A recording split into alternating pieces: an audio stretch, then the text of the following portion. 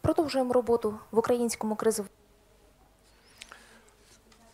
We continue our work in the Ukrainian Crisis Media Center, and we can now listen to the presentation of Tanya Cooper, who is Ukraine Director and Researcher of Human Rights Watch, with the participation of Deputy Director for Europe and Central Asia, Division of Human Rights Watch, Rachel Denber.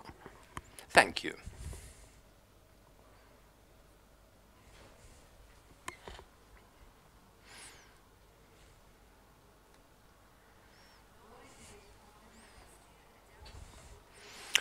Good afternoon, dear journalists. Thank you for joining us today. As you are aware, Human Rights Watch every year issues a report about the situation with human rights, and we cover more than 100 countries. So today, me and Miss Rachel Hart and me. Rachel Denber and me, we are going to present this report for this year for Ukraine, for the situation with human rights in Ukraine. And welcome to our briefing on the new Human Rights Watch Annual World Report.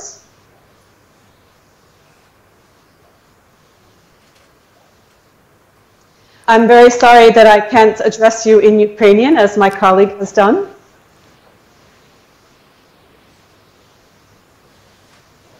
And I'm extremely grateful to the Ukraine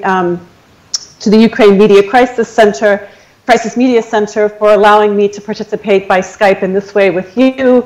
Now, I very much wish I could be in Kiev, but let's hope next year.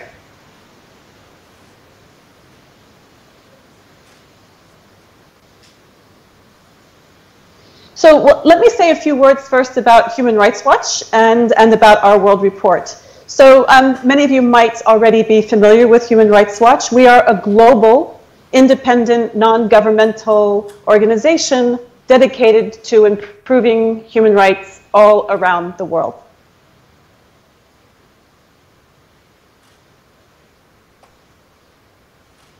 And every year we put together a compendium of important human rights developments in 90 of the countries around the world where we work.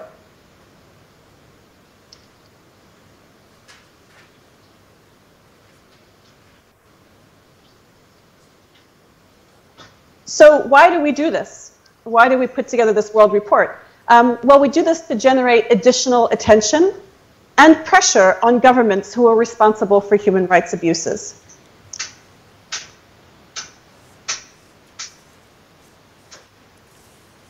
We also do this, we also have put together the World Report as a reference tool for people like you, for journalists,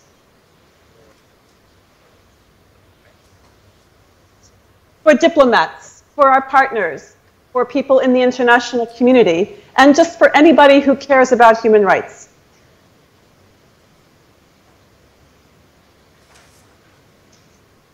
Hello? I lost the translation. One second, please. Okay. It must be right now. Okay. So this year we're holding press conferences to release the World Report in several places around the world, including Paris and Johannesburg, Sao Paulo, Washington, D.C., and of course in Kiev. We are delighted that this is the second year in a row that we're launching our World Report in Kiev, courtesy of the Ukraine Crisis Media Center. And again, thank you so much.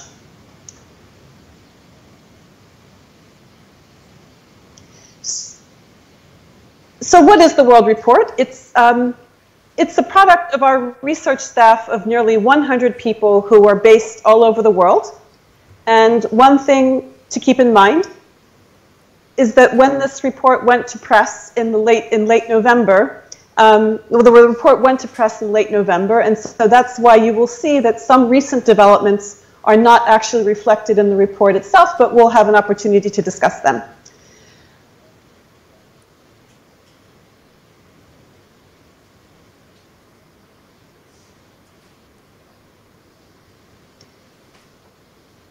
The second thing I want to tell you about the World Report is that it only touches the surface of human rights conditions in the countries we work on. It's like a still photograph.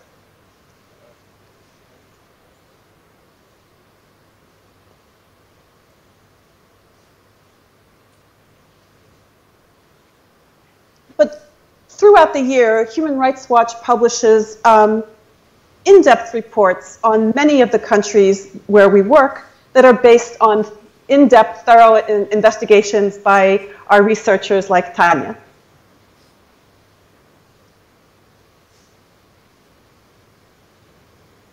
And research is not something we do at a desk. We do it the same way you do it. We do it by interviewing, by talking to people, by talking to victims, eyewitnesses, lawyers, civil society organizations.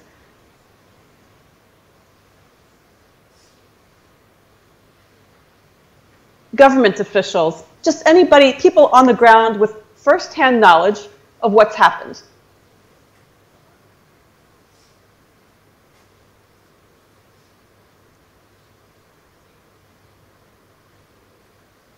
We do our work by setting a very high standard for rigor and by getting all sides of the story.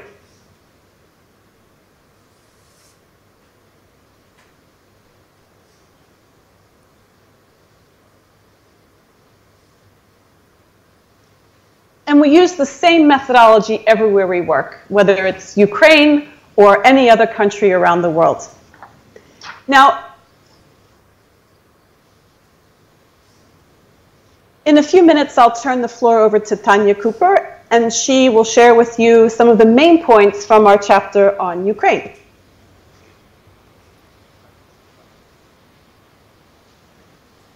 But first, because we're a global organization, I don't want to leave you with the impression that the World Report is only about Ukraine. I want to share a few points with you about some of the other countries that we cover and that are reflected in this year's World Report.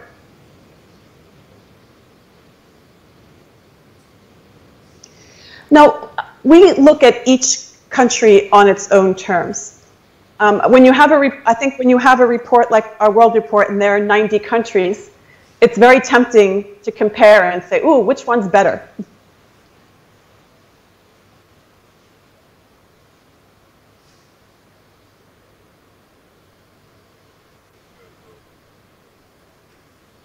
Which one's worse? We don't do that. We look at each country on its own terms and how it, in terms of its own development and how it is measuring up to the international standard that it has signed on to.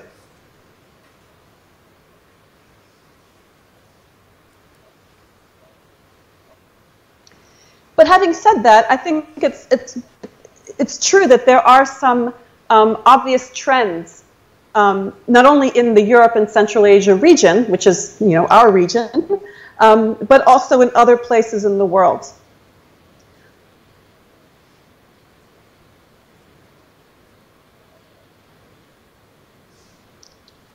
I wish we had time to discuss all of these trends and issue areas, but we don't, so I will pick just one.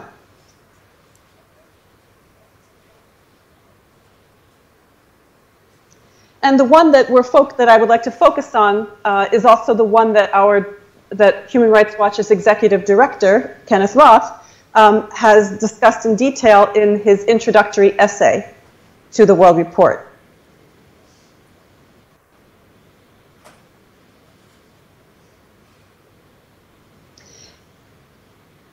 And this trend is the rise of and the spread of authoritarian populism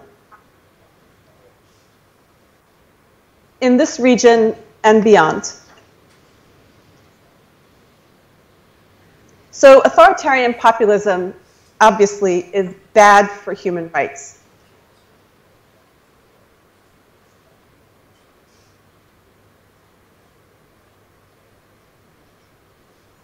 It's the idea that the rule of law can be set aside if the majority agrees.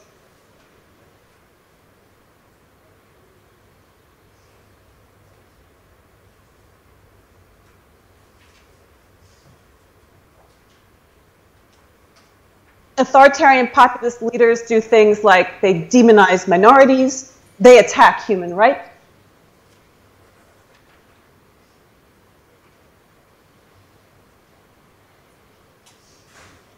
They undermine democratic institutions like the free press and civil society.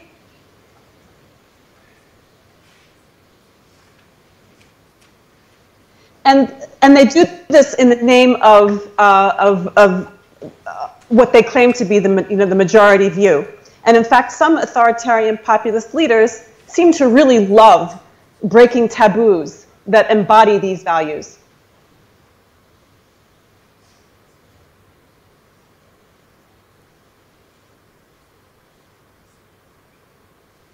So authoritarian populism is really, it's a frontal assault, a full-fledged assault on the values of inclusivity, of tolerance and respect.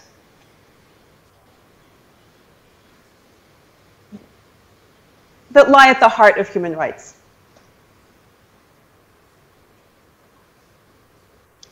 Just a few examples from the Europe and Central region, and I swear, absolutely coincidentally, that are all Ukraine's neighbors.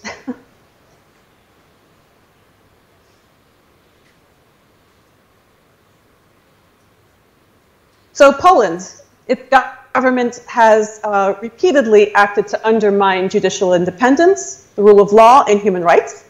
And it has repeatedly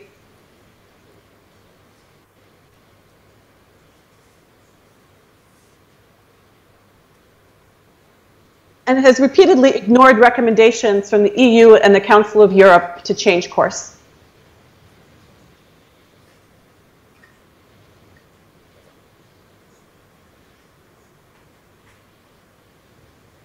Hungary's government has intensified its campaign to discredit civil society organizations, independent journalists, and foreign-funded universities.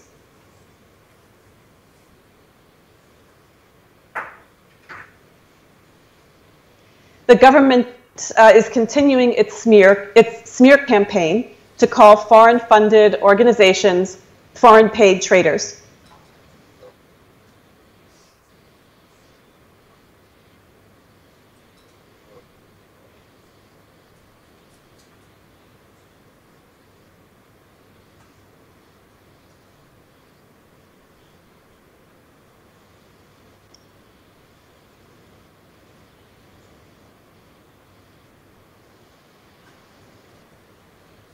And then, of course, there's Russia.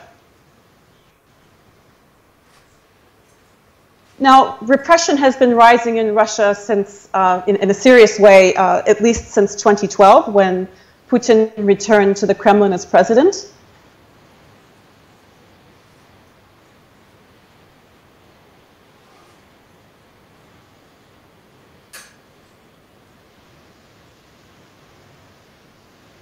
But in the past year, the Russian government has really escalated by further cracking down on the political opposition,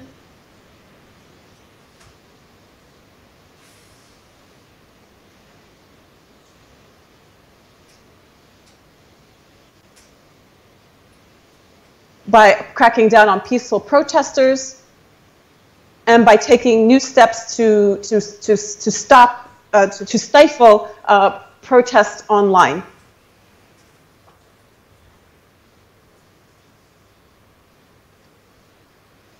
So the government, the parliament has adopted laws that go even farther to restrict freedom of expression online and to restrict media freedoms.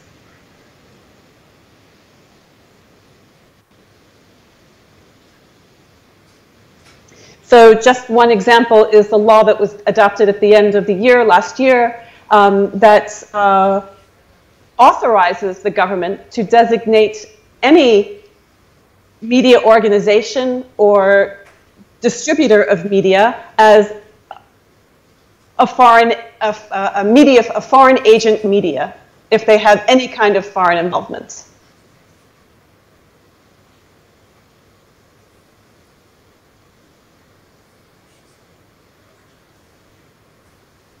And this would require these media outlets or distributors to register as foreign agents and do all the things that foreign agent NGOs have to do in Russia.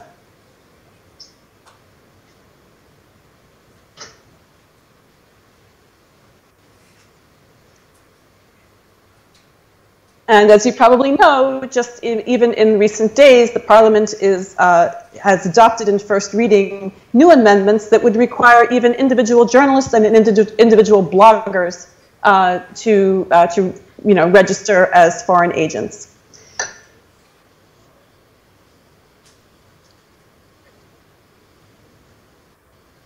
So Turkey, a year after the coup attempt in 2016. Turkey has really entered an authoritarian period.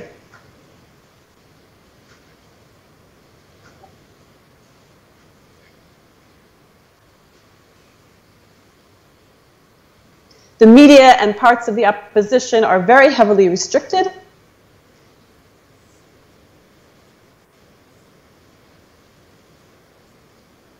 The human rights defenders have been arrested. Turkey is also the world leader in arresting and jailing media workers. 150 journalists, 150 journalists are behind bars.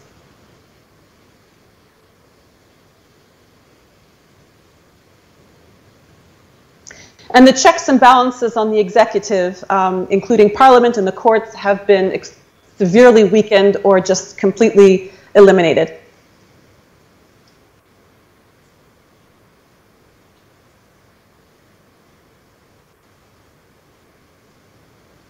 There's a worsening crackdown in Tajikistan, and the crackdown continues in Azerbaijan. There have been anti-gay crackdowns, in several countries throughout the region, including Russia and particularly in Chechnya.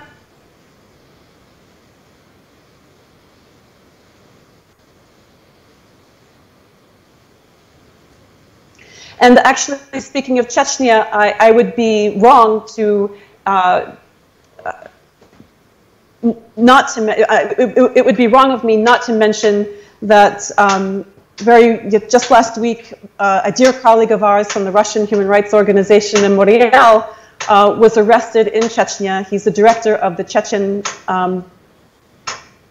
office of Memorial, was arrested on completely false drug charges.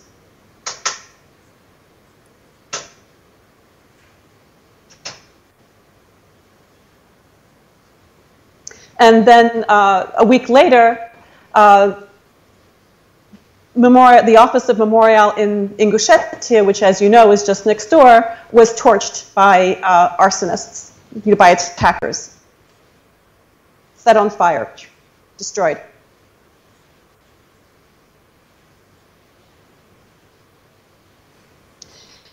So I don't want to give you the impression that human rights abuses and the rise of authoritarian populism and entrenched authoritarianism are only problems in the Europe and Central Asia region.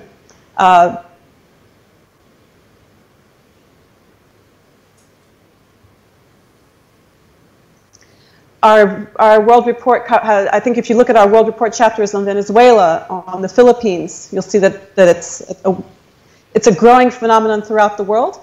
And I think it's, if you just look at our chapter also on the United States.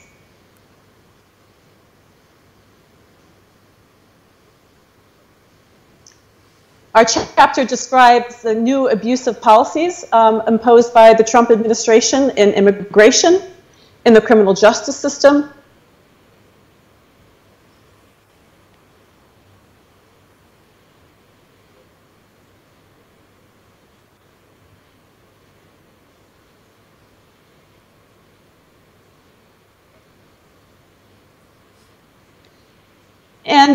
and it also describes how Trump's criticism of journalists and activists who disagree with his policies how that his criticism really raises, legitimate concerns about the chilling. It has a chilling effect. His criticism has a chilling effect on fundamental rights to free speech and assembly.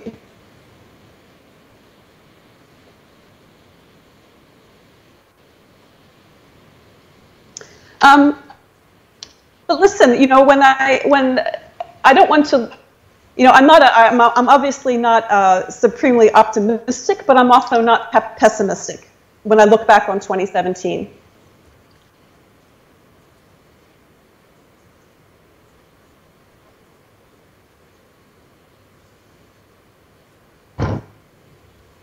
And again, this is I encourage you to read the introductory essay by Ken Roth, because the essay talks about a couple of reasons why we should have hope.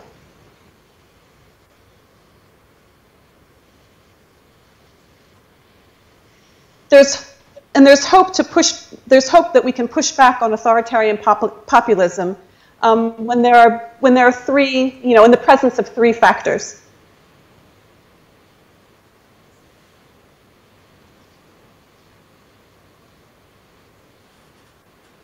One is when there are, when political leaders push back against authoritarian populism. Another is when the public mobilizes, the public including civil society.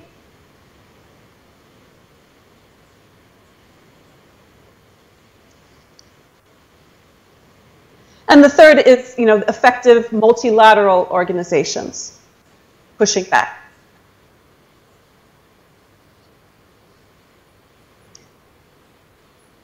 So, for example, a source of hope was the presidential election campaign, the campaign in France. Emmanuel Macron embraced democratic principles. He firmly opposed the National Front's campaign of hatred and xenophobia.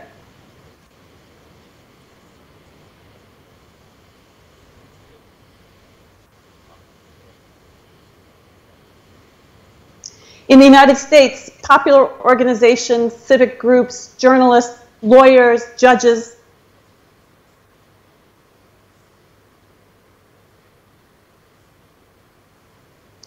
even some elected members of Trump's own party,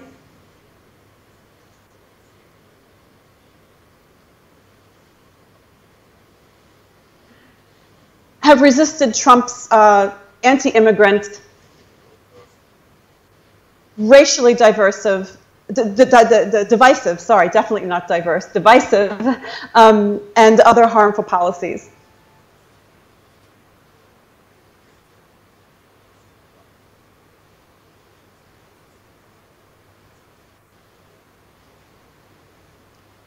In Poland, there were large public protests and very strong criticism from the European Union and the Council of Europe.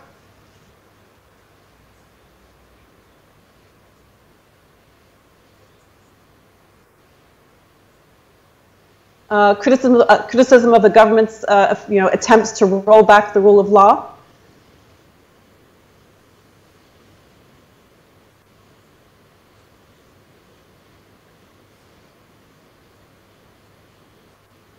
And in Hungary, the threat of EU legal action and international condemnation.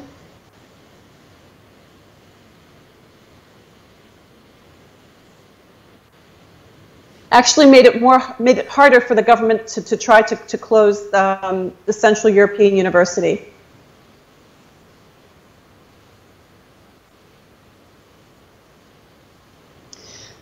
This is not to say that there are a multitude of grave human rights violations around the world that cause human suffering.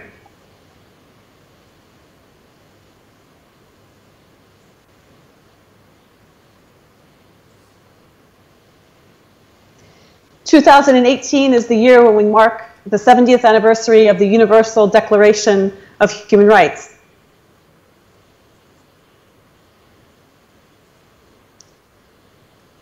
And the best way for us to honor the principles in the Declaration is to make governments vigorously defend these precious rights.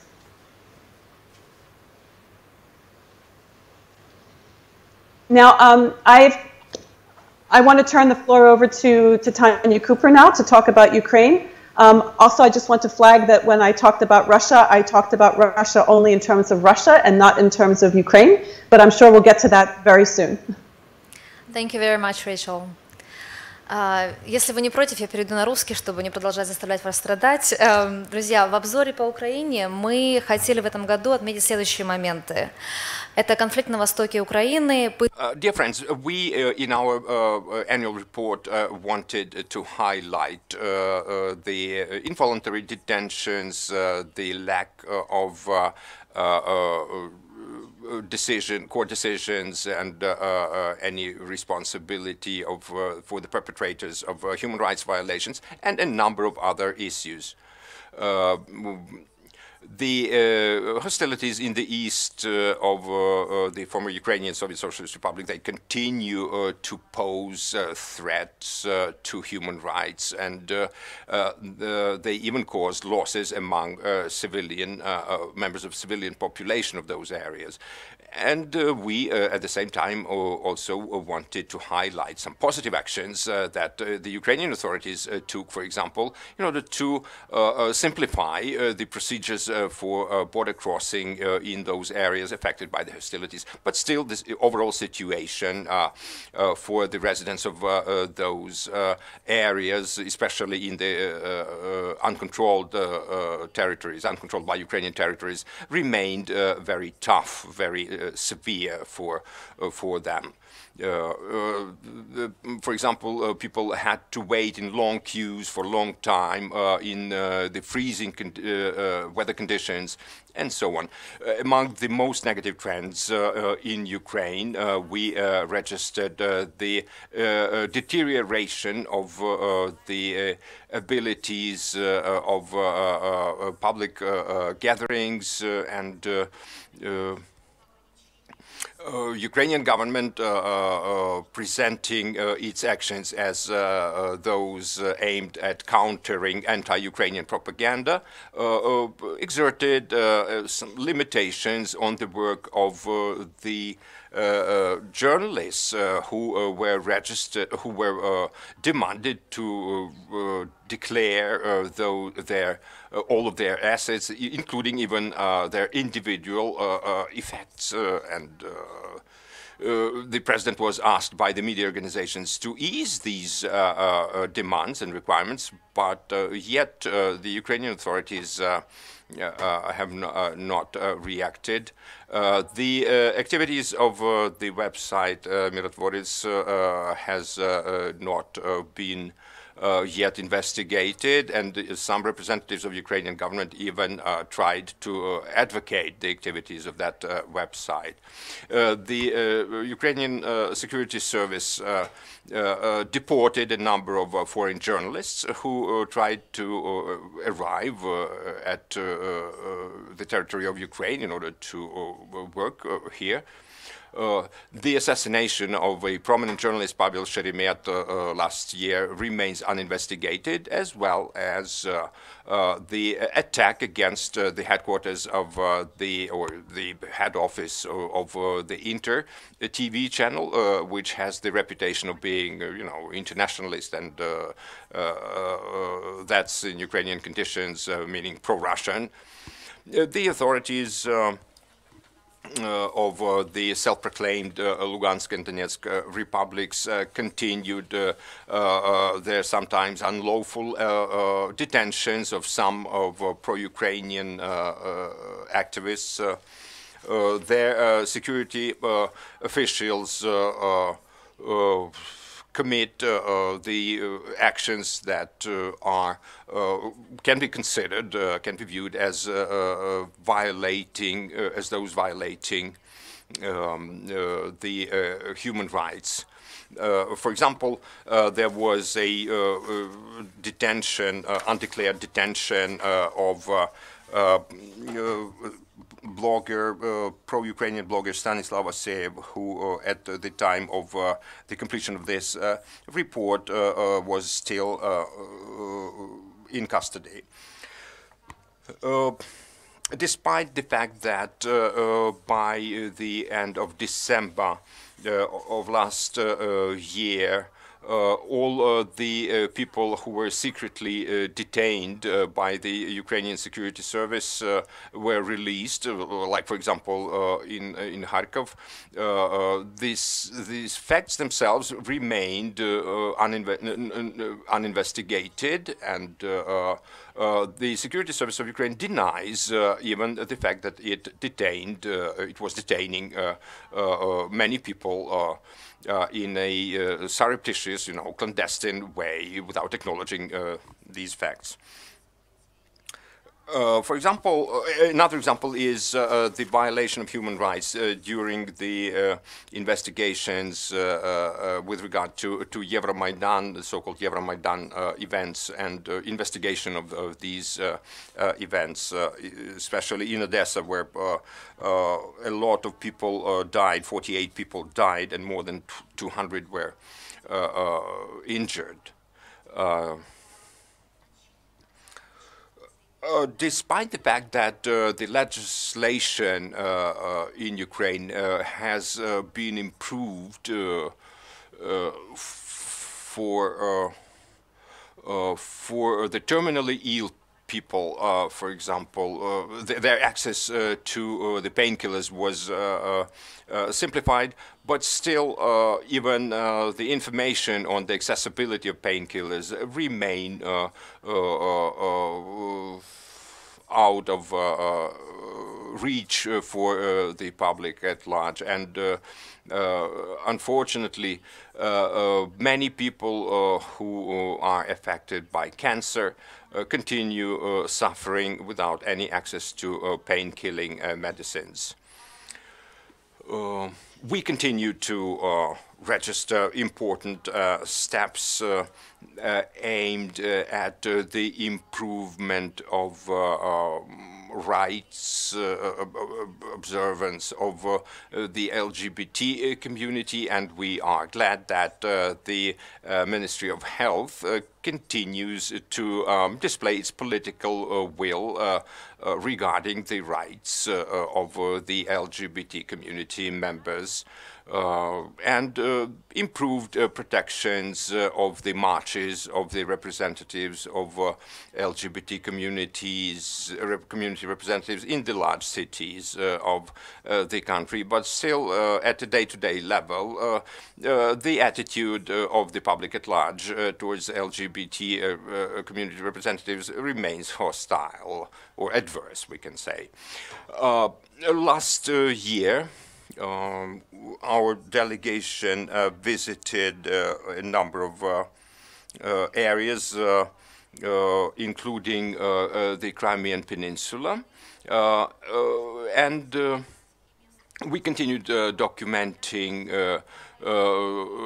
some deterioration of human rights situation in the Crimea, like, for example, the attempts to suppress by the Russian authorities of the criticism by the Crimean Tatars of the Russian authorities, and those of them who are involved in, or those of some of the Crimean activists were accused of separatism and, inciting racial tensions and racial hatred.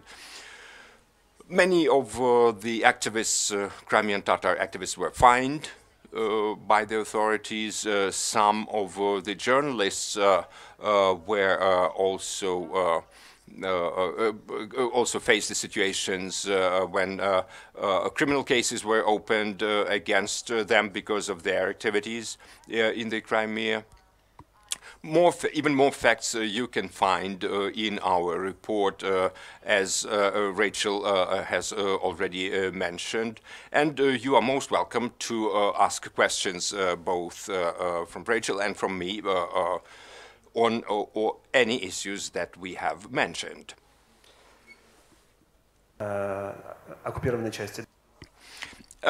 as you know, a few days ago, practically yesterday, the Ukrainian parliament has reviewed and it seems adopted the law on the reintegration of the Donbas region. What's your take on that act? You know, we have not yet had enough time to study this act. As you mentioned, it was adopted, it was enacted yesterday, but we are going to study it attentively, and our general attitude is that we are in favor of the improvement of the human rights situation and the resolution of very topical questions for the residents of the affected areas, like, for example, for the pensioners, the pension payments, which is the only source of survival for them, and also the attention of the authorities to any potentially damaging or dangerous situations for the people living in those areas. So if there are no questions, let us conclude our today's meeting and discussion. Thank you all the participants for being with us today.